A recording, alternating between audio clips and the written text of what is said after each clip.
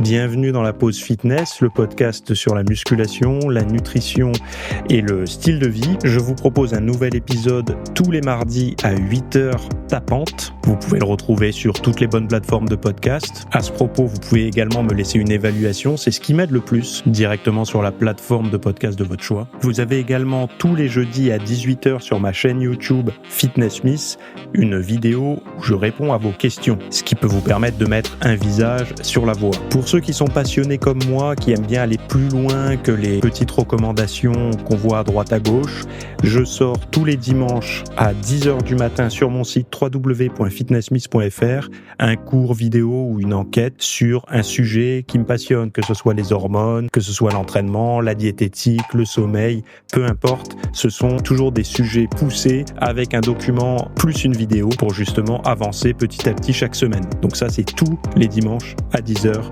sur mon site www.fitnessmiss.fr. Pour ceux qui veulent avoir des programmes ou de la documentation numérique, que ce soit un programme masse, un programme sèche, un programme énergie, j'ai plein de rubriques sur mon site, donc vous pouvez voir le lien directement dans le podcast à la rubrique boutique. Donc c'est tous mes programmes et vous avez justement accès à tout ce que je propose au format numérique. Assez parlé, place au podcast. Salut à tous, nouvel épisode. Aujourd'hui, on va parler de l'obsession des abdos, de la graisse cachée, d'une application de méditation et de dosage sportif. Première chose, je vais parler très rapidement de ce que j'ai proposé ce week-end. Je vais vous parler de deux choses, de ça et de ce que j'ai traversé cette semaine. Première chose, de ce que j'ai produit ce week-end, donc je vous ai proposé un programme sur perdre du ventre avec une seule kettlebell et rien d'autre. Vous savez, moi j'aime bien me mettre des contraintes et j'aime bien me mettre des défis. Je trouve que le sport, c'est aussi ça, surtout quand on fait un sport individuel comme la muscu ou la course à pied, enfin tous ces types de sports très individuels où on fait pas de compétition, parce qu'on est nombreux à pas faire de compétition. Eh bien moi, j'aime bien me mettre des défis et les défis, je me les mets par des contraintes et non par des objectifs chiffrés et tout. Moi, j'aime bien me contraindre, c'est-à-dire que, par exemple, là, si je veux perdre du ventre avec une seule kettlebell, qu'est-ce que je vais faire comme programme? Et en fait, par rapport à toutes les connaissances, à toute la littérature scientifique et tout, je me fabrique un programme pour ça et je l'applique et puis après je vois si ça fonctionne ou pas et si ça fonctionne, je le propose à tout le monde. Donc là, c'est le cas et alors moi, ces programmes, pourquoi j'aime bien faire ce genre de programme? Parce que parfois, heu je sais pas, on part, une semaine, ou 2 dans la belle famille, j'ai pas envie de prendre, dans le coffre de la bagnole, mon banc, mes haltères, une barre de traction ou de prendre 15 jours d'abonnement dans une salle de sport là-bas, quoi. Donc juste une kettlebell et avec ça, je suis capable de poursuivre ma sèche ou de même de l'enclencher ou de ne pas prendre de gras, voilà et c'est ce que j'aime. Moi, personnellement, je pense que depuis, 2020, ce que j'apprécie beaucoup, c'est, ce côté, créatif de l'entraînement où justement on n'a pas besoin d'être enfin d'aller en salle pour avoir des bons résultats, quoi et là, il y a 3 entraînements, bien précis. Pareil, quel poids de kettlebell selon ton niveau, et là, tu sauras exactement, pareil, si tu veux faire le programme, combien de faire de reps et cetera, le poids à utiliser, combien de reps en fonction de quel poids, une répartition sur une semaine type avec ou sans muscu. Tu peux continuer la muscu en parallèle, donc muscu split ou full body, je sais pas ce que tu fais comme, protocole, mais là, de vraiment avoir, le programme perte de graisse en parallèle et je te mets aussi la diète à suivre avec ce programme pour, justement avoir les meilleurs résultats possibles, quoi. Donc je t'ai mis le lien hein, dans les notes du podcast, ça s'appelle «Perdre du ventre avec une seule kettlebell et rien d'autre». Si ça t'intéresse, va jeter un œil pour en savoir plus. Alors, bon, j'ai une petite voix parce que, moi j'ai traversé la semaine, non seulement, heu, si vous avez suivi l'épisode précédent, j'avais fait une chute en course à pied, donc rien de méchant, hein. mais juste, une bonne grosse pierre qui sortait sur le chemin, cogné avec le pied dedans et je suis tombé sur l'épaule. Donc bon, plus de enfin, j'ai même pas eu le temps d'avoir peur, ça sert à rien de dire plus de peur que de mal puisque j'ai pas vraiment eu peur. Mais la douleur, à l'épaule était, assez vive. Là, c'est bon, ça commence à se calmer, mais je vois bien que enfin voilà quoi, je suis pas gêné dans les mouvements, hein, loin de là. Mais par contre, je sens qu'il y a dû y avoir une contracture, heu, musculaire tellement forte pour protéger l'épaule que ça fait, vous savez, et ça c'est possible, hein, ça existe. Quand, parfois vous savez pas d'où ça vient, tout va bien, vous êtes pas gêné dans vos mouvements, vous pouvez tout faire, mais par contre vous avez des douleurs hyper intenses, heu, au niveau, au niveau des jonctions, et des muscles et cetera. Ça peut parfois, alors évidemment il faut pas vous baser sur un podcast pour prendre votre décision, hein, mais allez voir un professionnel de santé. Mais parfois, c'est le corps qui protège en fait, hein. La masse musculaire sert aussi de protection pour éviter une amplitude trop extrême, notamment par exemple pour la colonne ou là pour l'épaule. Et ben, tous les muscles, autour de la zone, qui a été tapée vont se contracter très, très fort. En fait, ils vont créer un espèce de blindage en fait autour de la zone lésée ou la zone, enfin pas inflammée, mais qui va entrer en état de choc quoi, comme un airbag en gros quoi.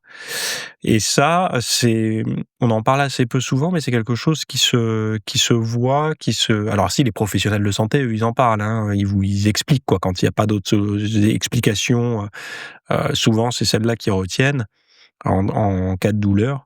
Mais ça peut durer, ça peut traîner quoi. Et bon voilà. Donc ça, c'est la première chose.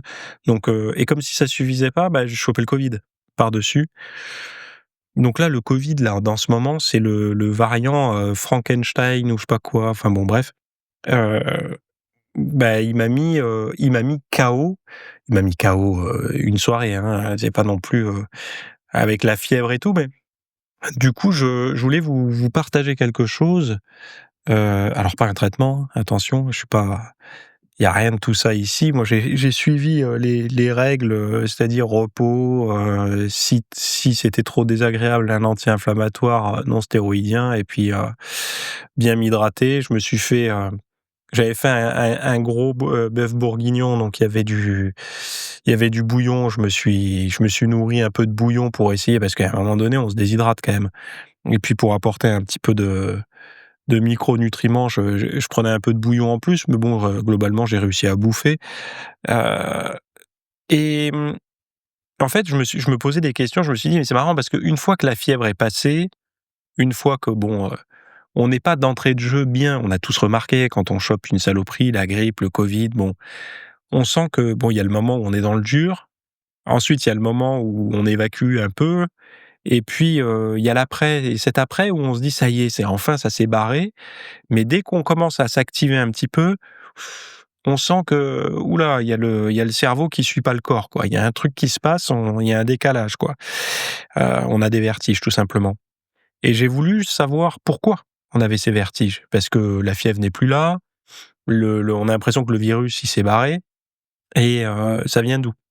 Et en fait, ça s'explique, par exemple, pour les virus respiratoires, comme la grippe ou le Covid, ça peut provoquer une inflammation de l'oreille interne. Vu que dans l'oreille interne, on a le vestibule, ça s'appelle, et c'est le centre de l'équilibre, eh ben, une perturbation, ça peut créer des sensations de vertige, d'instabilité ou enfin, vous savez, ce truc où on a l'impression de flotter. Et ça peut durer quelques jours à plusieurs semaines selon la sévérité du virus, de la saloperie qu'on a chopé, quoi. Ensuite, en deuxième cas, il peut y avoir aussi de la baisse de la tension et de l'hypovolémie. Donc pendant la maladie, on transpire, on mange et on boit souvent un peu moins, donc on se déshydrate. La tension artérielle, elle peut baisser, surtout en position debout, et ce qu'on appelle des vertiges dits, ou de l'hypotension orthostatique. Et en plus de ça, parce que ça je l'ai remarqué, le cœur, il bat parfois plus vite pour compenser, ce qui accentue la sensation de malaise. D'ailleurs, c'est la première fois que ma montre, me disait que mon cœur battait trop fort. Alors moi, j'ai réglé ma montre pour que quand hors sport, hors activité physique, donc la montre détecte quand je bouge, mais par exemple, si je suis pas en train de bouger et que mon cardio monte au-dessus de 100 BPM, il me dit: «Alerte, haute», parce que je suis jamais, en fait, plus haut. Et j'ai remarqué une chose, c'est que j'étais à peu près à 20 pulses au-dessus de ma norme quand, j'étais dans le dur. Donc je vous donne des feedbacks parce que moi, c'est des choses qui m'intéressent et puis, enfin voilà, il y a pas c'est pas des trucs, très personnels non plus, hein. Et c'est moi, je trouve que c'est intéressant d'avoir ces feedbacks. Bon, le cœur qui bat plus fort pour compenser, c'est normal, hein, et quand vous avez de l'hypotension, c'est ça, les gens ils comprennent pas. Je comprends pas, je fais de l'hypotension, mais mon cœur bat plus vite. Mais c'est normal en fait, parce que justement, c'est parce que tu as pas assez de tension que ton cœur cherche à compenser. Heu, le alors par la déshydratation aussi, quand tu te déshydrates, quand tu as de la déshydratation, tu pourrais te dire: «Mon cœur va ralentir, ralentir, ralentir, ralentir et je vais m'évanouir». Non, en fait, c'est le contraire, le cœur va essayer de battre plus fort, et c'est pour ça, des fois, les gens, quand ils arrivent déshydratés à l'entraînement, sans parler de maladie, de quoi que ce soit, hein, ils ont des palpitations en démarrage d'entraînement assez désagréables, parce qu'ils sont tout simplement déshydratés. 3e point, il y a l'inflammation et la dérégulation nerveuse. Donc le Covid, comme la grippe par exemple, ça déclenche une forte réponse immunitaire et cela peut perturber l'équilibre du système nerveux autonome, ce qui régule la fréquence cardiaque, la respiration et la pression sanguine. Donc résultat, on a des palpitations, des sensations de tête vide, des vertiges, des choses comme ça.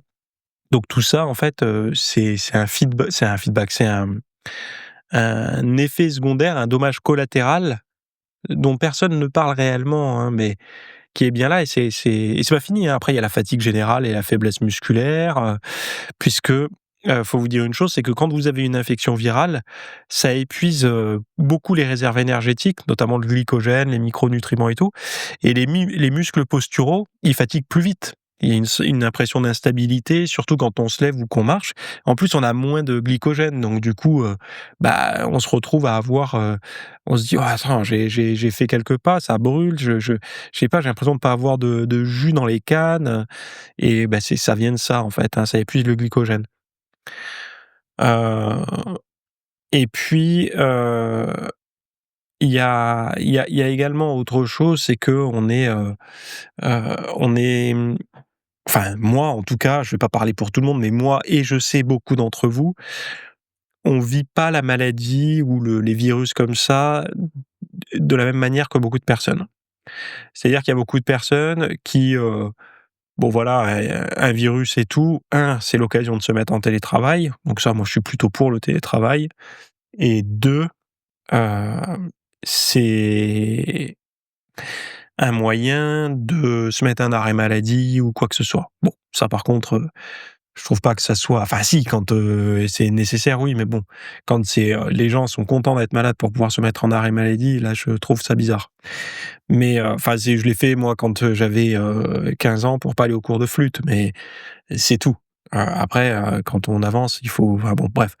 Et donc, il y a autre chose quand on est sportif, ce qui est totalement différent, c'est que nous, enfin moi, quand, je me suis dit: «Ça y est, j'ai vu les 2 traits sur le test là, sur l'autotest», j'ai dit: «Oh là là, je vais pas pouvoir faire mon sport». Heu, en fait, c'est ça qui est, on nous enlève un truc. Il y en a qui peut-être, c'est pour certains, c'est comme si on leur enlevait leur console de jeu, quoi, ou leur téléphone portable pour les accros au téléphone. Ben moi, je savais que j'allais pas pouvoir faire de sport, comme je l'entends, quoi. C'est-à-dire du sport violent, et d'ailleurs, c'est déconseillé. D'ailleurs, un truc que je vous recommande pas, mais que j'ai fait quand même, parce que je suis bête, parce que je suis certainement parfois un peu comme vous, un peu trop passionné. Bon, le Covid, je savais que j'allais l'avoir parce que, dans le foyer, il était arrivé. Bon, donc je me suis dit: «Je suis pas fou, le truc, il va me tomber sur le coin de la face», et il a commencé à pointer ses symptômes. J'ai senti gentiment qu'il y avait quelque chose, ça y est, en fait, on doute pas quand il commence à arriver. Et là, vite, qu'est-ce que j'ai fait? J'ai dit: «Non, non, non, non, non, vite!» J'ai pris une kettlebell, je me suis mis sur ma terrasse et j'ai fait un bon entraînement des jambes. Parce que je me suis dit: «Ça va être certainement le dernier avant quelques jours, j'ai envie de m'entraîner, quoi». Mauvaise idée. Alors ça fait oui, oui, sur le moment, je suis content parce que je l'ai fait, mais mauvaise idée, pourquoi? Parce que quand on fait un entraînement, c'est pour ça souvent le cordonnier est le plus mal chaussé, quand on fait un entraînement, il y a une baisse du système immunitaire derrière. Et moi, le truc, il était en train de monter puisque j'avais les premiers symptômes. Donc j'ai en fait, en faisant ce que j'ai fait, alors effectivement, il y a aussi des myokines produits par les muscles qui sont bons pour l'immunité et tout, OK. Mais, il y a une baisse transitoire de l'immunité juste après l'effort. C'est pas forcément une bonne idée, quand on a des symptômes qui commencent à monter, d'aller faire une séance de sport. Moi, je l'ai fait, j'en suis pas mort, le covid s'est très bien passé, comme un covid, en fait, normal. Mais bon, quand même, il faut, c'est enfin voilà, quoi. Donc voilà, petit racontage de vie, juste pour vous dire qu'il est là, il passe, alors moi, j'ai eu le début de vague, hein, puisqu'il y a pas visible fin de vague, j'aime pas parler de vague, mais le début, puisque quelques jours après, ils ont commencé à parler que ça remontait. Heu, mais juste, bah, là, c'est ça n'est pas un petit rhume, hein, c'est un c'est un truc, alors c'est pas non plus la grippe qui vous flingue au lit, mais c'est un truc chiant, quoi, qui peut vous empêcher de faire votre sport. Si pour parler en langage, qu'on se comprend, ça vous empêche de faire votre sport et alors moi j'ai pas arrêté de bosser, mais ça peut empêcher de faire du sport, en tout cas comme nous on le pratique, quoi. Après je sais pas si vous faites du ping-pong ou de l'escalade, j'en sais rien, mais si vous faites du fitness, enfin de la muscu, kettlebell, course à pied et tout, ça peut, vous en empêcher, quoi. Bon, j'ai perdu beaucoup de temps sur la première partie. Je sais qu'il y en a que ça intéresse, d'autres ils en ont rien à foutre, ils attendent qu'une chose, c'est de passer aux actus. Donc les applis de méditation, ça fonctionne ou pas? Donc les applications de méditation ne cessent de gagner du terrain. Les 10 plus téléchargées, totalisent déjà plus de 300 millions d'installations dans le monde. Et il y a une revue scientifique publiée dans American Psychologist révèle que ces applis, même utilisées pendant 10 à 21 minutes 3 fois par semaine, peuvent réduire le stress, l'anxiété, la dépression et améliorer le sommeil. Leur succès s'explique par l'accessibilité. N'importe qui, y compris dans les zones rurales dépourvues de programmes en présentiel, peut méditer à toute heure. Les chercheurs y voient aussi une opportunité unique, là où une étude portant autrefois sur 300 patients, les applis permettent désormais d'imaginer des cohortes de 30 000 personnes suivies en temps réel, grâce à l'intégration de données biométriques via montres connectées et capteurs de santé. Donc ces programmes digitaux s'adaptent à la vie quotidienne, 3 minutes de pleine conscience en attendant son café suffisent pour débuter. L'avenir s'annonce encore plus personnalisé avec l'arrivée de l'intelligence artificielle et des chatbots, mais un défi majeur persiste car 95% des utilisateurs abandonnent l'appli dans le mois suivant le téléchargement. Alors, ok, donc ça marche pour une appli, ça peut marcher pour réduire le stress, l'anxiété, la dépression et améliorer le sommeil, ça peut marcher. Ah, évidemment, ça peut marcher comme ne pas marcher, mais ça mange pas de pain d'essayer puisqu'il n'y a pas d'effet négatif, sauf si on ne sait pas méditer comme il faut. Par rapport à ça. Bon, 95% des utilisateurs abandonnent l'appli dans les mois suivant le téléchargement. Ça ressemble à quoi ça? Ça ressemble à la même chose que ceux qui se mettent à la muscu ou à la course à pied ou à manger sainement. On a toujours tendance toutes ces habitudes-là, donc que ça soit la méditation, en fait, dès que vous prenez quelque chose qui est bonne, mais qui de un peu de l'effort pour avoir des résultats, beaucoup de personnes ne vont pas l'utiliser, correctement. Donc là, les applis de méditation, là, honnêtement, je sais pas vous si vous méditez, moi je médite tous les jours, enfin tous les jours de la semaine. Et puis j'ai appris à respirer, assez lentement pour, justement avoir, une forme de contrôle là-dessus. Mais globalement, la première fois que j'ai utilisé la méditation, heu, c'était dans une période où j'étais très stressé, une phase un peu aiguë. Ça remonte à il y a des années maintenant, c'était il y a plus de 10 ans. Heu Et j'ai voulu utiliser la méditation comme un tampon direct à un état de mal-être. Et non seulement, alors les études montrent que ça peut empirer les choses, quand on est vraiment dans le dur, mais parfois ça peut aider un petit peu à retrouver de la sérénité. Mais c'est fuir, en fait, là, souvent on se divertit par de la détente et on fuit un peu les problèmes, quoi. Et ça, en fait, il y en a beaucoup qui l'utilisent comme ça. C'est-à-dire, ils l'utilisent comme une pilule de bien-être, plutôt que comme quelque chose, de vraiment, d'être dans le présent, de respirer, d'essayer de voir tout ce qu'on met sous le tapis le reste de la journée, de le laisser circuler et tout ça. Et c'est comme la muscu, en fait, hein, comme la muscu à une diète. Vous verrez qu'il y a moi, il y a plein de gens qui viennent me voir ou qui me demandent: «Ah, j'arrive pas à tenir ma diète, j'arrive pas à perdre du poids, machin». Des gens qui sont en couple, en famille, tout ça. Je leur dis: «Mais tu sais ce qu'il te faudrait toi pour que tu y arrives?» Ils disent: «Non, quoi?» «Bah, que ta femme te largue». Parce qu'en fait, il y a alors c'est brutal ce que je dis, mais je dis ça parce qu'on est entre nous, hein. Mais pourquoi je dis ça?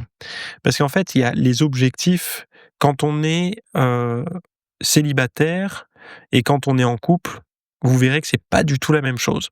Quand vous êtes en couple, le fait de prendre soin de soi, de vouloir être, plus mince et tout, il y a pas de sentiment d'urgence. En fait, en général, on le fait pour sa santé, pour le long terme, parce qu'on a des objectifs, mais voilà, c'est un peu lointain, quoi.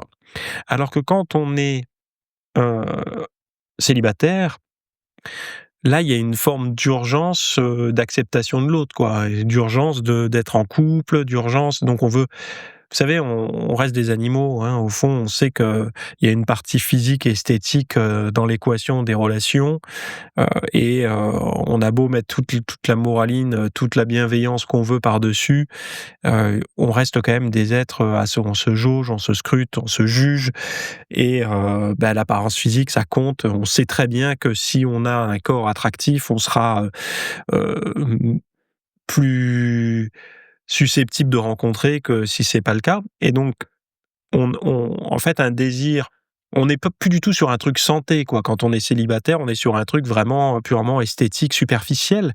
Mais peu importe, moi je juge pas puisque je l'ai fait et c'est un puissant motivateur, donc il y a pas de problème.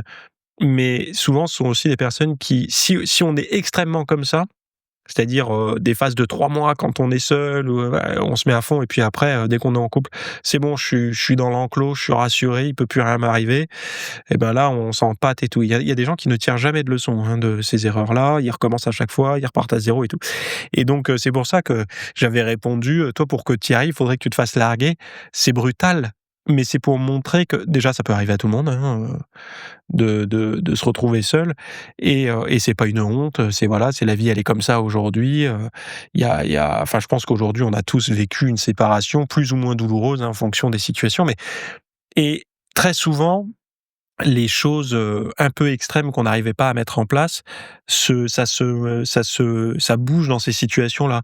Changer de boulot, ou en trouver un, hem, changer d'endroit, de lieu de vie, se mettre au sport, ressortir voir ses amis, des choses comme ça, quoi et des choses qu'on avait finalement besoin de faire, mais notre confort de petit couple, nous disait: «Bon, non, ça bah, on verra plus tard, quoi. C'est pas urgent, quoi. J'ai tout ce qu'il faut, bon et donc voilà et donc les applis de méditation, il y a beaucoup de personnes qui voient les choses de la même façon. Enfin, la méditation, c'est pas les applis en tant que telles, mais la méditation, il y en a beaucoup qui voient les choses pareil, quoi. Quand ils sont dans le mal, ils le font. Dans l'urgence, vite, je veux vite aller mieux, quoi. Mais par contre, quand ils sont dans leur confort, une forme de sérénité, en tout cas quelque chose d'acceptable, parce que est-ce qu'on peut parler franchement de sérénité aujourd'hui? Je sais pas. Mais quand, voilà, il y a pas de période dans le dur, les gens ne trouvent pas de raison de méditer, quoi. Mais c'est la même chose, en fait, que le sport et tout, si on reste sur un angle, je veux uniquement faire si j'ai pas de raison de séduire, j'ai déjà séduit, donc plus besoin de faire de la muscu ou plus besoin d'être mince ou enfin voilà et je sais très bien qu'aujourd'hui, on est dans un monde où on veut lutter contre, le lien entre l'apparence physique et la beauté enfin la séduction et tout ça. Sauf qu'il faut m'expliquer pourquoi à chaque fois que ça revient tout le temps, quoi. Je veux dire, je connais personne qui ne choisit pas quelqu'un d'autre pour autre chose que pour, un package quoi, certainement le tempérament et tout, mais aussi un peu une dimension esthétique, quoi et j'aime pas trop la mauvaise foi moi, sur ce plan-là, c'est enfin bon. Je préfère qu'on soit honnête, quoi. Il y a pas de problème de dire quelque enfin, bon, c'est comme ça.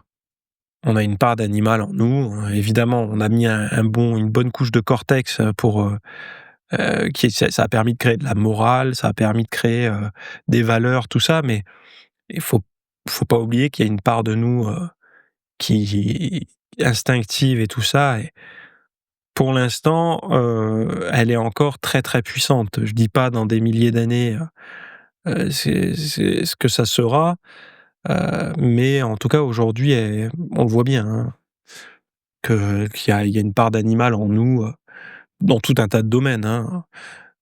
Laissez une personne sans manger pendant quelques jours, vous allez voir si elle a pas une part d'animal. Donc voilà, bon bref. Les applis de méditation, si vous vous en doutiez, ça fonctionne. C'est pas besoin d'aller dans une chapelle, un monastère ou quoi ou qu'est-ce ou de payer je sais pas combien pour recevoir, le droit de méditer. Là, vous téléchargez une application ou même vous allez sur, les sites internet, de vidéos en ligne là, YouTube, je sais pas s'il y en a sur d'autres sites d'ailleurs, mais maintenant, vous pouvez en trouver gratuitement partout et vous faites votre méditation, quoi. Alors, est-ce que vous connaissez l'histoire oubliée des 6 packs, donc des abdos et comment l'obsession du corps masculin est née? Alors, c'est un article de RTE.ie, qui l'article, il retrace l'évolution culturelle de l'idéal masculin jusqu'à notre ère dominée par l'image du ventre sculpté, donc des abdos saillants, quoi. Il montre comment la préoccupation pour un abdomen ciselé, loin d'être né avec Instagram, s'enracine dès, la fin du XVIIIe siècle. Dans l'Antiquité, le corps masculin idéal valorisait l'harmonie et la vigueur plutôt que les abdominaux dessinés. Cette notion ne devient un standard visuel qu'en parallèle de la montée du néoclassicisme et des idéaux héroïques. Au XIXe siècle, les peintres et sculpteurs redécouvrent l'antique, imposant une musculature fine, même sur des sujets masculins, comme nouveau critère de beauté masculine en tout cas. Dans les milieux sportifs du début du XXe siècle, l'attention aux abdos reste mineure. On cherchait plutôt les formes fortes et la santé durable. Ce n'est qu'au tournant des années 80-90 du siècle dernier que le six-pack devient symbole de virilité et de discipline physique, en miroir de la culture, de la performance, des médias et de la mode. Donc l'auteur il souligne que cette obsession est un phénomène culturel non biologique. Il n'y a pas d'études scientifiques quantitatives précises dans ce texte, mais voilà, c'est une approche d'analyse, quoi. Heu, en fait, c'est à la souvent on se dit: «Ouais, les abdos, ça a toujours été, la Grèce antique et tout». Ça a pas toujours été, quoi. Il y a eu, des périodes où, être ventripotent, c'était signe de richesse et de confort, donc on désirait en fait, appartenir en tout cas au groupe, appartenir, enfin, on avait envie d'être une personne comme ça parce que ça signifiait qu'on avait à manger, qu'on était dans le confort. On n'était ni au champ, ni à la guerre, on était plutôt, en intérieur, à profiter, à manger et cetera et donc c'est assez récent, finalement, dans notre partie de l'évolution, en tout cas, de l'évolution de l'histoire. Il y a c'est on est plutôt sur le redémarrage d'un physique ciselé, esthétique et tout, quoi et avec, des abdos apparents. Ça a pas toujours été, quelque chose d'ultra désirable. Hem et on sait même pas si avant c'était désirable, en fait. C'est-à-dire, quand on parle d'antiquité, on n'en sait pas grand-chose. On sait qu'un athlète, un corps d'athlète, on aimait bien le tailler, voilà, les artistes aimaient bien le tailler en faire des sculptures et tout, mais on ne sait pas fondamentalement si, la beauté, c'était beau pour eux ou non, quoi. Or, on sait bien plus qu'aujourd'hui, avoir, ce genre de physique, il y a toute une philosophie derrière. Donc, comme ils le disent là, alors symbole de virilité, vous savez la virilité aujourd'hui c'est problématique parce que, pour moi j'ai pas de problème à parler, de ça. Il y en a qui se censurent, il y en a qui bon, je trouve que si on ça sert à rien quoi. Enfin les générations qui arrivent, là On n'a pas été élevés par des pères très virils. Nous-mêmes, on n'est pas très virils. Faut dire ce qui est à un moment donné. La virilité, c'est quoi? Si l'archétype, c'est Lino Ventura, Jean Gabin, James Bond et tout, je suis désolé, mais moi, autour de moi, personne n'est comme ça. Plus personne n'est comme ça. Plus personne n'a cette aura. Il s'est passé quelque chose, je sais pas ce que c'est. Nos pères l'étaient encore un peu, mais faut pas oublier qu'il y avait eu, mai 68, hein, pour ceux qui sont à peu près de ma génération, donc nos parents ont vécu ça. Les pères ont souvent été assez discrets. Alors vous allez toujours me trouver des exceptions, mais bon, la virilité, là, je sais pas, quand j'entends des gens qui se battent contre la virilité, en tout cas en France, moi dans mon entourage, pas de virilité, exacerbée, hein. Il y a ouais, OK, on fait du sport, on peut avoir des points de vue tranchés et tout, mais la virilité, je pense que enfin bref, la problématique autour de ça, c'est toujours la même chose, c'est que ça crée des combats, des combats, des débats, enfin des gens qui sont pas d'accord. Enfin, après je sais pas si vous vous sentez concerné. Moi j'ai pas été, je fais pas partie des hommes qui ont reçu une éducation, où, on m'a dit: «Un homme, ça doit faire ci, un homme, ça doit faire ça, un homme, ça doit pas pleurer». En fait, moi, j'ai reçu une éducation, comme certainement beaucoup d'entre vous, très libre. Quand je dis très libre, c'est, on avait le droit de faire certaines choses. Alors, sévères, dans le sens où les punitions, nous, il y avait pas encore la fin des fessées, des trucs comme ça. Donc, il y avait quand même, quelque chose de sévère, il fallait pas moufter. Mais, il y avait pas ce côté où, bah, il faut apprendre, par exemple, un homme, ça doit, comme je disais, pas pleurer, ça doit pas, se plaindre, ça doit, faire telle ou telle chose. On n'a pas reçu ça, quoi. On se l'est construit un peu tout seul, si on avait envie ou pas. Et je pense que ça dépend beaucoup du milieu, et voilà. Et d'ailleurs, il y a une réflexion, mais que je vous donnerai avant le dernier sujet, je vais vous la donner maintenant, mais moi, je pense que quand j'étais plus jeune, j'ai un peu souffert, justement de cette, pas absence de virilité, mais j'en voulais un peu à mes parents de m'avoir mis le logiciel de la gentillesse par défaut, quoi. C'est-à-dire que je sais que je suis pas quelqu'un de méchant. Enfin voilà, je pense que de vous demander à n'importe qui, tout le monde se juge pas méchant, mais il y a peut-être une dose de vice ou quelque chose comme ça. Et dans mes relations, heu, professionnelles, personnelles, tout ce que vous voulez, le logiciel gentil par défaut, c'est bien, c'est agréable, ça permet d'avoir des relations fluides, sauf que une fois tous les 10 coups, la personne profite de ça. Que ça soit un patron, que ça soit, je sais pas, lors d'une transaction, vous vendez une bagnole ou bref, il peut y avoir des gens qui profitent de ça. Et moi, mon meilleur ami, il est l'inverse de moi. Donc c'est pour ça qu'on était potes, parce que lui, son logiciel par défaut, c'était typiquement le vendeur de bagnole, quoi. Tu sais, il était pas méchant par défaut, mais il a le vice. Et en fait, il va il va se servir avant que tu aies l'opportunité de te servir et de lui faire à l'envers. Et pourquoi je vous parle de ça? Parce que ce qui est intéressant, c'est que j'ai remarqué une chose, c'est que lui comme moi, on s'est équilibré avec les années, à peu près autour de 30 ans, quand on a dépassé la trentaine. Lui est devenu, il a ajouté beaucoup de gentillesse dans son approche par défaut. Et moi, j'ai ajouté, beaucoup d'affirmations, de noms, un peu plus de vices par défaut, dans mon mari pour équilibrer, en fait. Pour arrêter d'être gentil par défaut avec tout le monde, non. De mettre un petit peu d'équilibrer la machine. Et pourquoi je dis ça? Parce que j'aimerais rassurer, je sais qu'il y a quelques jeunes hommes et certainement jeunes femmes aussi qui écoutent et qui se disent, «Oh là là, pourquoi je me sens pas fort et tout». Laisse faire, tu verras. Il y a des moments où justement tu verras que de plus en plus tu vas être capable de dire non, ou même, si tu sens que des fois tu as trop le vice et tout, ça va s'équilibrer. Et ça, ça prend un peu de temps. Voilà, c'est comme ça. Mais pour revenir sur ces symboles de virilité et cetera, Je pense que et puis c'est certainement pas les nouveaux youtubeurs que vous voyez, en mode viril, c'est pas viril ça. Ça, c'est pas viril. Ça pour moi, enfin, vous savez ceux qui se jugent comme virils, machin, truc et ça c'est pas viril. C'est pas parce que tu as une barbe, le crâne rasé, je sais pas moi, une voiture, machin chose, une nana, pompelope, à bout de bras et cetera que tu es, viril. C'est pas ça la virilité, hein.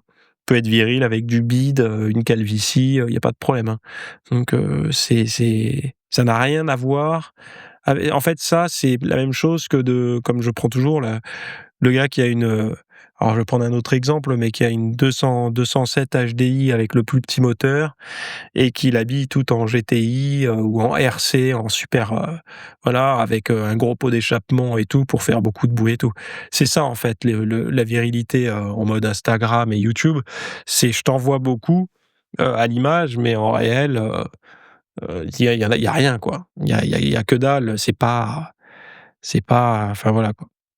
Mais bon ça marche bien. Ça marche bien parce qu'il y a un gros public pour ça, parce que comme je disais, on est toute une jeunesse à ne pas avoir été et puis ceux qui vous parlent de ça, c'est ceux qui ont vécu cette souffrance, hein. Donc enfin cette souffrance, ce manque-là, quoi. Ils se disent: «Tiens, j'ai la réponse», quoi. Comme moi, par exemple, avec le surpoids, pourquoi je vous parle du surpoids? Parce que j'ai vécu le surpoids et je sais de quoi je parle. Donc et je sais comment en sortir de cette saloperie, surtout sur le long terme. Donc bon, mmh, ne faites pas de la musculation pour devenir viril, quoi. C'est c'est mon conseil, ça tiendra pas et puis, surtout aujourd'hui, c'est pas quelque chose qui a vraiment la cote. Non seulement que c'est un peu comme le charisme, quoi, tout le monde en parle, personne sait la définir exactement ce que c'est. Bon, bah, avançons et puis, on peut faire autre chose, quoi. Heu, Ça ne nous empêchera pas de vivre, ça et d'ailleurs, je voudrais rassurer pas mal d'hommes. Détendez-vous avec, l'histoire de virilité. Si vous êtes pas viril, vous aurez pas de vie de couple ou je sais pas trop quoi là, il y en a beaucoup qui pensent comme ça. Heu, En fait, votre virilité ce que vous pensez être de la virilité, je vous garantis que votre compagne ou votre future compagne, c'est pas du tout ce qu'elle verra comme de la virilité. Elle pourra voir, en vous des choses viriles comme: «Ah bon ça tu c'est vrai c'est» alors que vous, c'était pas du tout pour vous quelque chose, alors que, vous faites ça naturellement. Bon, voilà, chaque pot a son couvercle comme on dit, hein. Donc voilà, donc petite, je referme la parenthèse Père Castor et je vous parle de la graisse cachée, ce tissu invisible qui accélère le vieillissement du cœur. Donc c'est une grosse étude publiée dans l'European Heart Journal, donc qui qui montre alors j'aime bien European et il parle en anglais, quoi. Bon, ça me saoule. Ça, c'est pareil. Montre que la graisse viscérale, ce tissu invisible qui entoure les organes, accélère le vieillissement du cœur, même chez les personnes actives et de poids normal. Les chercheurs du Laboratory of Medical Science à Londres ont analysé les données de plus de 21 000 participants de la Yuka Biobank, incluant des imageries complètes du corps et du cœur, et grâce à l'intelligence artificielle, encore elle, ils ont pu attribuer un âge cardiaque en fonction de la rigidité et de l'inflammation des tissus. Plus la quantité de graisse viscérale est élevée, plus le cœur vieillit vite. Bon, bah, je sais pas si on avait besoin de cette étude, mais en tout cas, on le sait aujourd'hui. Cette graisse interne favorise l'inflammation chronique connue pour accélérer la vieillesse, enfin le vieillissement. Les différences entre sexes sont frappantes. Chez les hommes, une distribution abdominale en pomme est fortement liée à ce vieillissement accéléré. Chez la femme, en revanche, une répartition en poire avec des réserves sur les hanches et les cuisses apparaît protectrice. Les chercheurs avancent que l'œstrogène pourrait jouer un rôle protecteur avant la ménopause.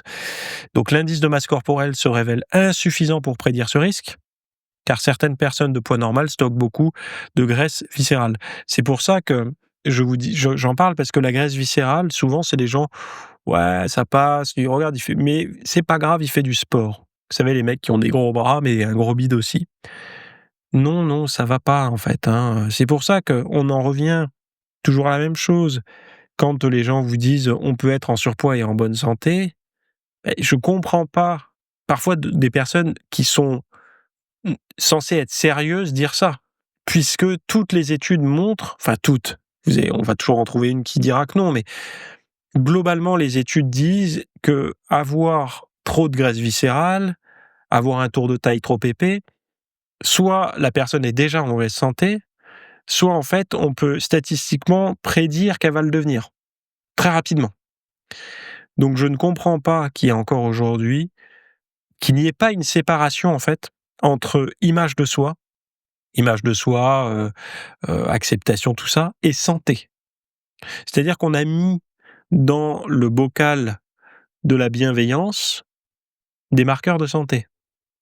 Ce serait comme si demain, de dire à quelqu'un en fait, pour moi, c'est la même chose de ne pas dire à quelqu'un qui a un gros ventre, qu'elle est certes aujourd'hui peut-être en santé, mais que si elle continue, si elle reste comme ça, elle est en train de tracer un chemin pour tout un tas de maladies métaboliques.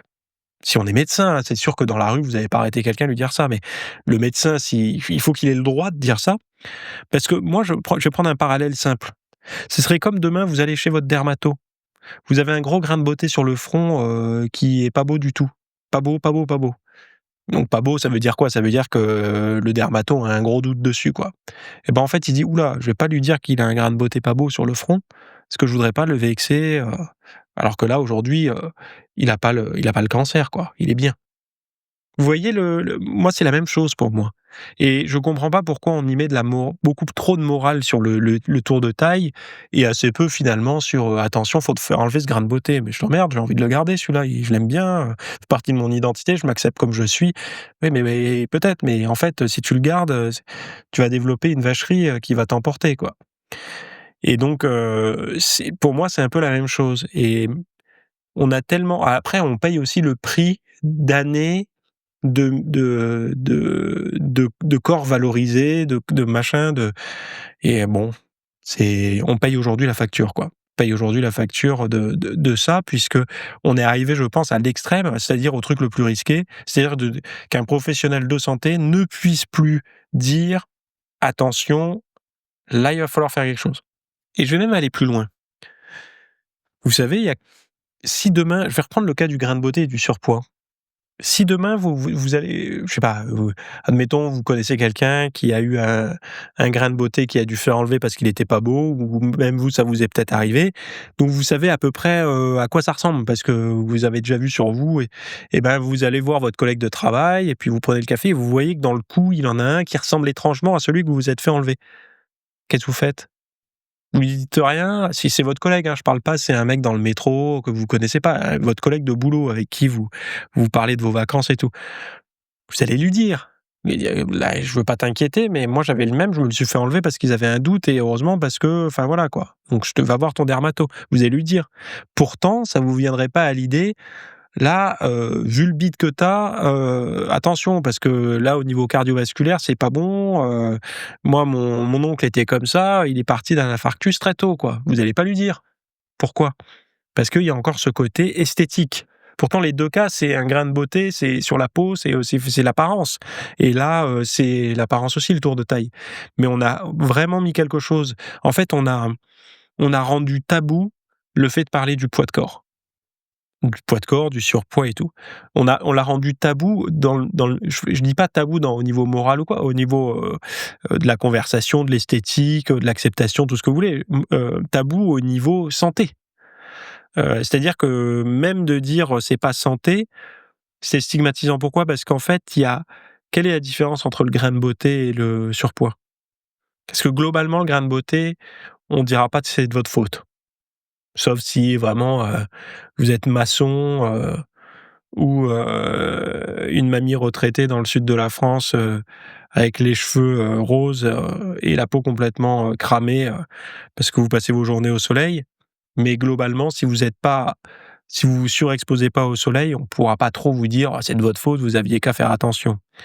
Alors que le surpoids, il y a toujours derrière il sous-entend que je suis gros parce que je me coinfre, parce que je fais pas de sport, machin.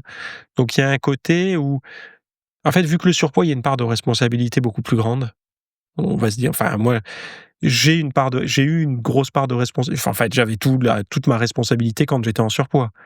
Je le répète assez souvent, mais moi, j'étais en surpoids. Pourquoi?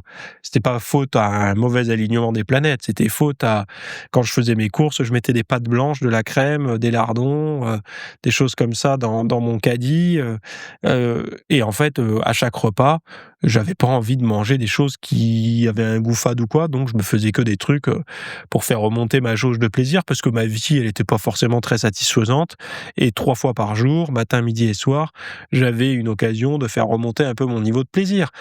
Moi, c'est comme ça que je me suis mis en surpoids.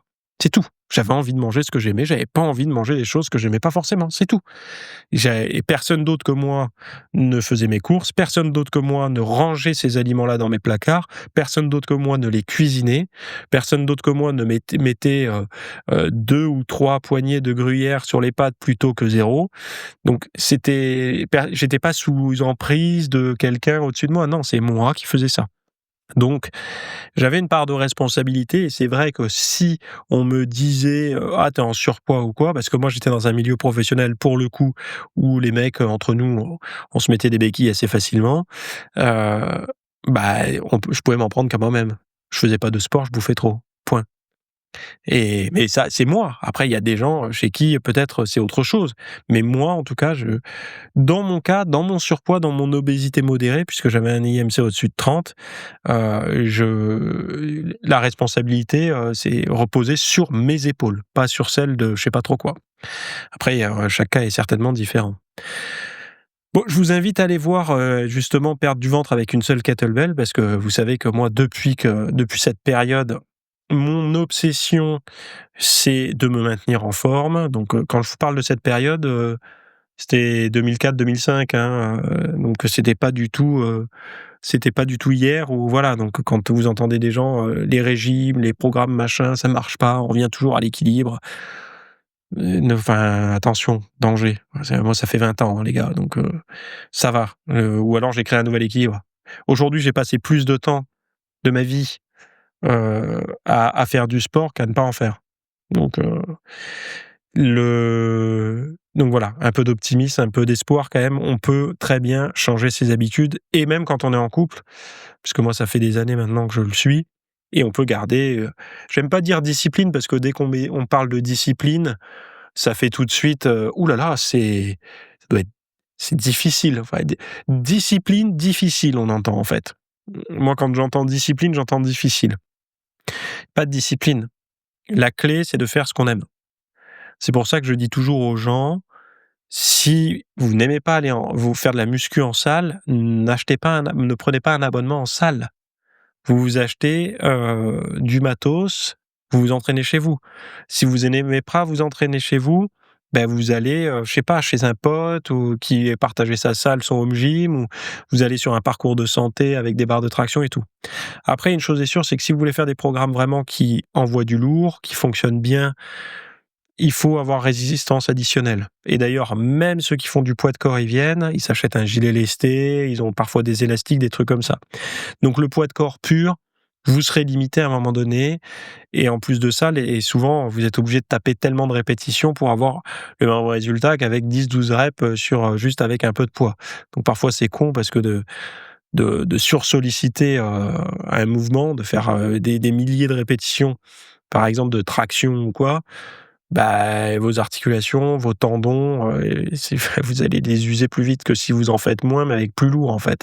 Puisqu'il y a une dimension aussi de ponçage, quoi. C'est comme du papier de verre, vous poncez quand vous faites, plein de cercles, des milliers de cercles, vous allez bien poncer la zone, alors que si vous en faites moins, bah, vous allez moins la poncer, tout simplement. C'est pareil pour les articulations, les tendons et tout. Il y a une dimension de fréquence de répétition, quoi.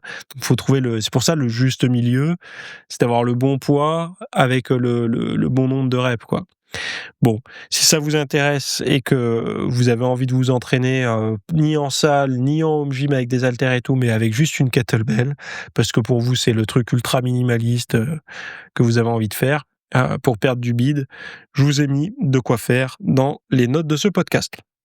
Je vous laisse ici. Je vous souhaite à toutes et à tous une très bonne semaine. Souhaitez-moi de me rétablir au mieux parce que là, la fièvre, tout ça, c'est passé, mais je pense que j'ai encore besoin de faire un peu de stock de glycogène et que mon système nerveux se remette d'aplomb. Donc, j'ai tout un protocole pour ça, hein, vous inquiétez pas, mais plus tôt sera le mieux parce que alors je sais que moi ça va mieux parce que, vous savez, j'ai la même sensation qu'après des vacances, quand on n'a qu'une hâte, c'est de reprendre l'entraînement, quoi. Parce qu'encore une fois, pour des gens comme vous et moi, le faire du sport, c'est pas: «Ah allez, il faut y aller», c'est quand on n'en fait pas, c'est: «Allez, il faut pas y aller», quoi. C'est nous, c'est ça notre problème et donc là, j'ai le plaisir de pouvoir, reprogrammer, «Ah tiens, je vais faire tel mouvement, je vais commencer par celui-là» et ça, j'avoue que c'est génial, quoi. C'est un peu comme quand on change de bagnole, c'est pas le fait de se la faire livrer ou d'aller l'acheter, c'est de la chercher sur le bon coin, quoi. C'est ça le meilleur moment, c'est tout, d'avoir encore le choix de: «Ah, s'il y a ça aussi, c'est pas mal quand même». Là, c'est la même chose. C'est la même chose, mais pour le sport et puis ça fait pas dépenser une blinde. Voilà. Je vous laisse ici, très bonne semaine à toutes et à tous, et puis pour aller plus loin, allez voir en note de cet épisode. Merci d'avoir écouté cet épisode. Alors, avant de partir, j'avais juste quelque chose à vous partager.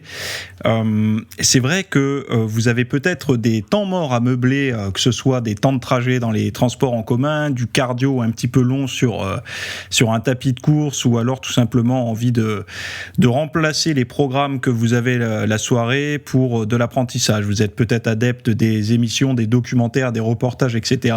Sauf que dans le monde de la musculation, de la nutrition, du développement, d'un mode de vie sain, etc. C'est un peu maigre en contenu dans les médias grand public.